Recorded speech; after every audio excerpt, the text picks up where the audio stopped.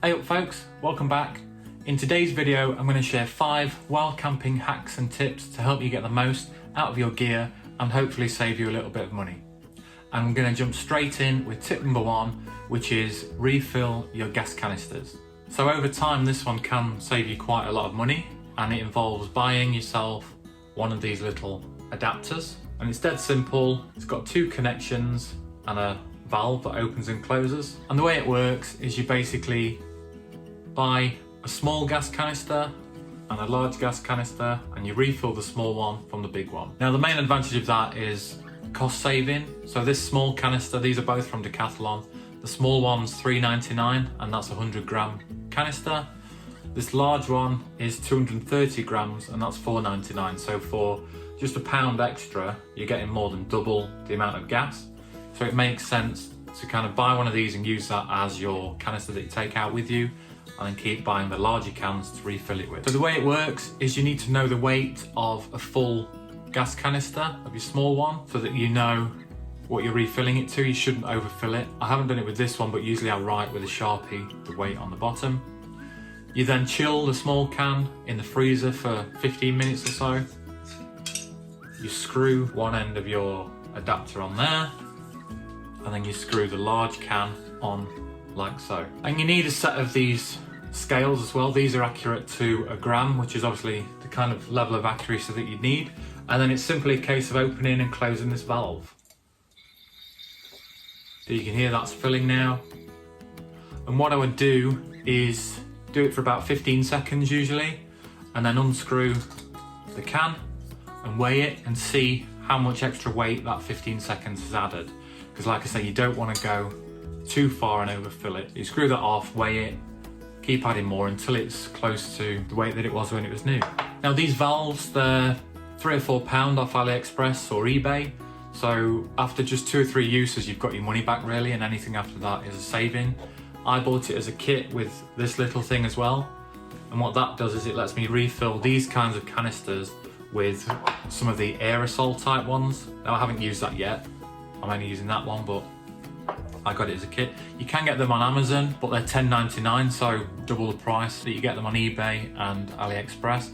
But if for some reason you're desperate and you need one next day, you can get them on Amazon. And just a disclaimer really, if you do refill gas cans, it's at your own risk. It does say on them, don't refill. For me personally, I've never had a problem, but I only ever refill the small can between 10 and 15 times because I don't think the valve thing on the top lasts forever. So refill it 10, 12, 15 at the most times, and then buy a new one of these as well. But you're still saving money. And as always, I'm no expert. These are just things that I've picked up over time from other people or from my own experience. So if you've got your own hacks or tips, do us a favour and share them in the comments below. Okay, hack number 2 might be a bit of an obvious one for some people, but it's to optimise space in your rucksack by using dry bags to compress things. So as the name suggests, the dry bag is primarily used to keep things dry. You put whatever you want to keep dry in there, roll it up, fasten it, and then in theory whatever's in there should be kept dry.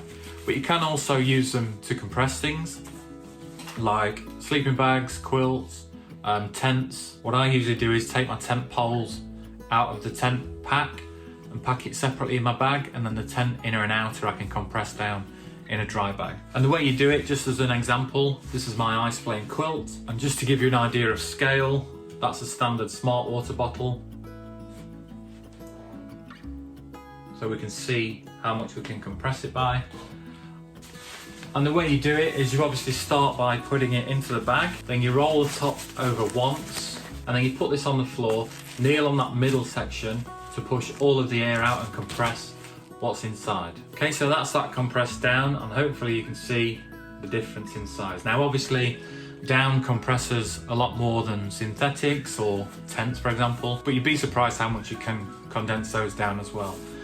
So yeah, dry bags aren't just for keeping things dry, it's for optimizing space in your pack. And doing this might mean that you can get away with a smaller rucksack and a cheaper rucksack. So think about what you can compress down, how you can repack things to optimize space. Tip number 3, again, is a bit of a money saving one, and it's to make your own energy drinks. So rather than carrying, bottles of Lucozade or whatever energy drink you use, carry some of these High-Five Zero tablets with you. You get a tube of 20 of these for £4.20 or something like that, and each tablet will give you 750ml of energy drink, and you just add them to water. So you can take your smart water bottle or a bigger bottle. I think one tablet does 750ml, and these are 600ml, I think. But you can add one to one of these and it turns that into an energy drink. So it's giving you back all of those electrolytes that you've lost as you're hiking and walking around. But it means that you're not having to carry separate water and energy drink. You can just carry water, or better still, gather it while you're out and filter it and make it as you need it. And as I said, you get 20 of these in a tube. So it's less than 25p for a full bottle of energy drink using those. You can get different flavours as well. These are the berry ones. They're the only ones I've tried, but there are different flavours out there. So yeah, hopefully using those can help save you a bit of money as well. Okay, tip number 4 is more about saving time and saving weight, and it's all about pre-preparing your food. Now, whether this is useful or not really depends on what you like to do while you're out. A lot of people enjoy the process of cooking and the process of preparing food while they're out, so they literally take everything with them. For me, I just like to rock up, light my stove up, and get on with the cooking and carry as little as possible, so I pre-prepare everything as much as I can. So I use one of these insulated food pouches, and you'll have seen this before. It's padded and has the foil lining to insulate it, and basically all I do is pre-chop or pre-prepare any meat that I'm taking, any salad or veg that I'm taking, season it all, add oil to it if I need to, and basically pack it in some of these resealable Ziploc bags and then slot it into the insulated pouch.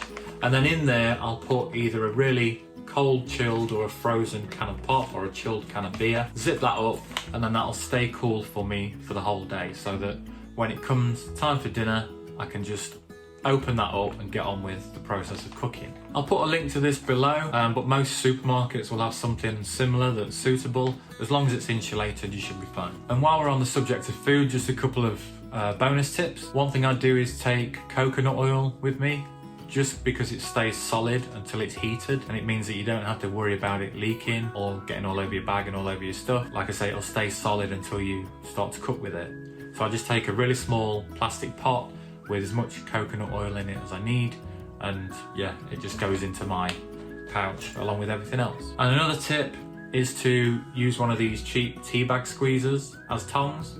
Shout out to Mick for that idea that I stole from him. These are just a couple of quid, £1.99 off Amazon, but they're really small, really lightweight, and they're perfect for cooking steaks, bacon, burgers, whatever you need. So yeah, they're worth a look if you haven't got anything like that already. Tip number 5 is about comfort, and it's to do with these Trekology pillows, and it's basically use a buff to put over the top of it and make it more comfortable.